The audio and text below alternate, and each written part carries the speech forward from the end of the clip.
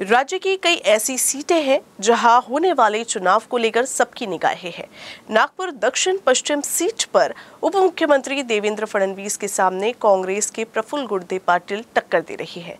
लगातार ये दूसरा मुकाबला है जब पाटिल फडणवीस के सामने चुनावी मैदान में है। गुर्दे के मुताबिक इस बार वो जबरदस्त टक्कर दे रहे हैं और उनकी जीत निश्चित है। राज्य में विधानसभा चुनाव का चुनावी माहौल शुरू हो गया है।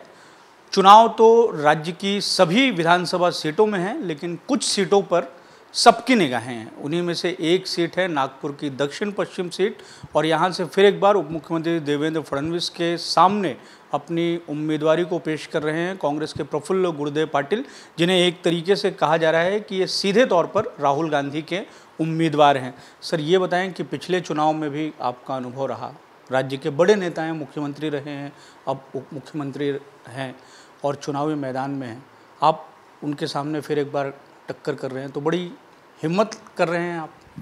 ये डेमोक्रेसी में मुझे अधिकार है और डेमोक्रेटिक प्रोसेस में चुनाव कोई भी लड़ सकता है।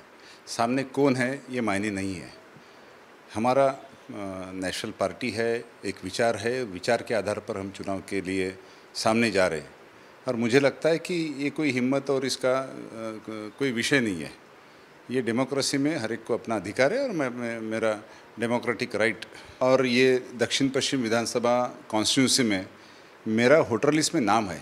फडणवीस जी का इस वोटर लिस्ट में नाम नहीं है, वो रहते धर्मपेट में, तो वो इस सीट पर चुनाव लड़ने के लिए आए, मैं नहीं आया।